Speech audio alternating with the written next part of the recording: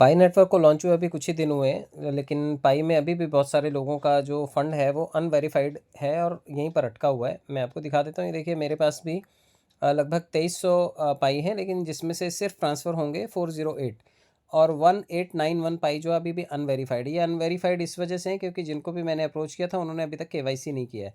तो ये डिलीट नहीं होंगे आपके वॉलेट से, ये उड़ेंगे नहीं। मान लीजिए आपने 5 लोगों को ज्वाइन किया था जिसमें से 2 लोगों का केवाईसी हो गया, तो 2 लोगों का फंड आपको रिलीज़ हो जाएगा, बाकी का होल्ड रहेगा। तो पाई उसे डिलीट नहीं करने जा रहा है। ये देखिए यहाँ पर सभी चीज़ें कंप्लीट हैं।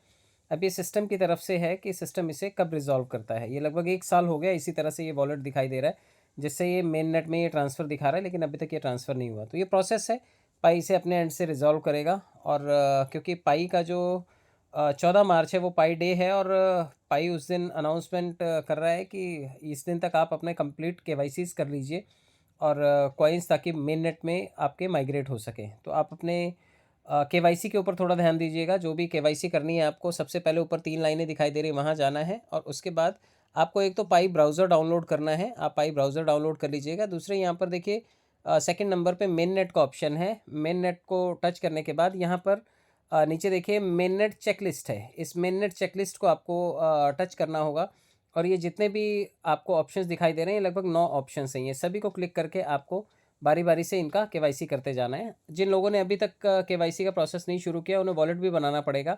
तो क्रिएट न्यू वॉलेट का ऑप्शन भी आएगा, आप वॉलेट बनाइएगा और वॉलेट बनाने के बाद उस वॉलेट के 24 डिजिट्स के फ्रेज़ होते हैं, वो संभाल करके आप रखिएगा, क्योंकि उससे आपके वॉलेट की प्राइवेसी मेंटेन रहेगी। आप अपने वॉलेट को इंपोर्ट कर पाएंगे।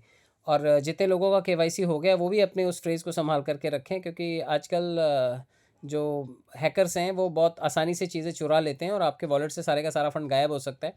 पाई आने वाले टाइम में काफ़ी निर्णायक साबित हो सकता है, क्योंकि देखिए मार्केट में इसके जो यूज़र्स हैं वो लगभग 60 मिलियंस हैं, यानी लगभग 6 करोड़ के आसपास इसके जो वेरीफाइड यूज़र्स हैं, जो इस वक्त इसका लेन देन कर रहे हैं। तो मार्केट में बहुत अच्छे से ये काम कर रहा है। इसका इकोसिस्टम भी आप सभी जानते हैं। इसके इकोसिस्टम में आपको बहुत सारी चीज़ें मिल जाएंगी, और बहुत सारे प्लेटफॉर्म इसने ऑलरेडी रेडी रखे हुए हैं, तो आप ये सभी चीज़ें चेक कर सकते हैं। थोड़ा सा मार्केट में ये भी था कि पाई को जो है वो बाइनेंस कभी लिस्ट करने के लिए बात करता है, कभी नहीं करता है। तो पाई के लिए अलग अलग कंडीशन इसलिए भी रख रहा है, हर कोई चाहता है कि पाई उसके एक्सचेंज पर आए, लेकिन कोई भी महंगे में नहीं ख़रीदना चाहता। तो इसलिए कई बार मार्केट में एक्सचेंजेस मैनिपुलेशन करते हैं, पहले दाम घटाते हैं कि हम नहीं लिस्ट कर रहे हैं, फिर भाव गिरेगा तो फिर एक्सचेंज उसे ख़रीदेंगे, और उसके बाद फिर वो भी उसमें मोटा मुनाफा कमाएंगे। तो ये अक्सर होता है। आप एक्सचेंजेस के झांसे में मत आइएगा। आपके पास अगर अपने पाई हैं तो आप उसे संभाल के रखिए, क्योंकि आने वाले टाइम में इतनी बड़ी कम्युनिटी के साथ में ये कोई ना कोई गेम चेंजिंग इवेंट आपके लिए ज़रूर कर सकता है। इसकी वैल्यू आपने देखा $3 के आसपास तक जा कर के भी आई है। यानी कि पाई आने वाले टाइम में बहुत कुछ कर सकता है, और मुफ्त में ही पाई इतने पैसे नहीं बांट रहा। आप देखिए, जिसके पास 2-2 हज़ार पाई थे, कम से कम 2-2 लाख रुपए तो उन्होंने ऐसे ऐसे कमाए। हज़ार हज़ार कॉइन के उन्होंने 2-2 हज़ार डॉलर बनाए हैं। तो ये अक्सर होता है कि जब भी कोई मौका आता है तो लोग आसानी से सस्ते में कॉइन्स बेच करके निकल जाते हैं, लेकिन आप थोड़ा संभाल करके रखेंगे तो आने वाले टाइम में इसका इकोसिस्टम आपको अच्छा रिटर्न दे देगा। और कल रात को आपने न्यूज़ भी देखी होगी कि अमेरिका ने जो 3 कॉइन्स हैं स्पेशल, उनको ट्रेजरी फंड में शामिल करने का एक उन्होंने ऑप्शन दिया। ये देखिए यहाँ पे डोनाल्ड ट्रम्प साहब का एक कल का ये स्पीच है, जिसमें Donald Trump says crypto US reserve will include bitcoin and Ethereum. Bitcoin और इथेरियम को भी रखेगा, लेकिन उसके अलावा जो 3 कॉइन्स को इन्होंने जो स्पेशल अनाउंसमेंट किया है कि ये क्रिप्टो स्ट्रेटेजिक रिजर्व में रहेंगे हमारे पास, वो है XRP, सोलाना और एडा। तो ये 3 कॉइन भी आने वाले टाइम में गेम चेंजर हो सकते हैं। और कल आपने मार्केट में पंप होता हुआ देखा भी होगा। मैं आपको बाइनेंस में दिखा देता हूँ।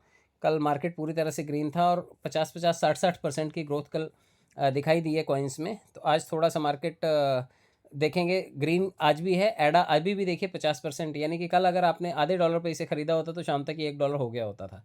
तो ये मौका है, क्रिप्टो मार्केट में कभी भी चीज़ें चेंज हो सकती हैं, इसलिए आप अपने पोर्टफोलियो में थोड़ा थोड़ा फंड ज़रूर रखिए। कहीं से भी आप डॉलर बनाते हो, लेकिन उस डॉलर से आप कुछ ना कुछ कॉइन्स ज़रूर खरीद करके रखिए, ताकि आने वाले टाइम में जैसे जैसे क्रिप्टो रेगुलेशंस बनते जाएंगे, हर कंट्री उसमें अपने अपने रूल्स रेगुलेशंस को फिक्स करता जाएगा और चीज़ों को मान्यता मिलती जाएगी। तो आने वाले टाइम में ये बहुत बड़ा आपके लिए एक गेम चेंजर साबित हो सकता है। जिस तरह से आप म्यूचुअल फंड, शेयर बाज़ार, प्रॉपर्टी या गोल्ड में इन्वेस्टमेंट करते हैं, एक छोटा-सा पोर्टफोलियो आप क्रिप्टो में भी बना कर के रखें, ताकि आने वाले टाइम में आपको ये क्रिप्टो की ग्रोथ काफ़ी अच्छा रिटर्न दे कर के जाए। बहुत-बहुत धन्यवाद। आप सब लोग क्रिप्टो से जुड़ी जानकारियाँ अपनी अपडेट करते रहिए, और जो भी न्यूज़ आने वाले टाइम में मिलती रहती हैं, मुझे भी पता चलती रहेंगी, मैं भी आप तक पहुँचाता रहूँगा। और कोशिश कीजिए कि आप चीज़ों को रिसर्च करते रहें, क्योंकि आपकी रिसर्च से आपकी नॉलेज जो है वो अपग्रेड होती रहेगी। और अगर क्रिप्टो मार्केट में सस्टेन करना है, आपको इसके बारे में कुछ सीखना है, यहाँ से कुछ निकालना है, तो थोड़ा-सा आपको इसके बारे में जानकार बनना पड़ेगा। बहुत सारी चीज़ें यहाँ पर हैं, इसकी अपनी एकेडमी है बाइनेंस की, आप यहाँ से बहुत कुछ सीख सकते हैं। और आप अपने कम्युनिटी को जो क्रिप्टो के बारे में सीखना चाहते हैं, आप उनको गाइड करके यहाँ से ट्रेडिंग के लिए आप उनको कुछ तरीके सिखा सकते हैं। और भी बहुत सारी चीज़ें हैं इसमें, स्टेकिंग करके किस तरह से पैसे बनाए जा सकते हैं, लॉन्च पूल में जब कोई नया कॉइन आता है तो वहाँ से कैसे पैसे बनाए जा सकते हैं।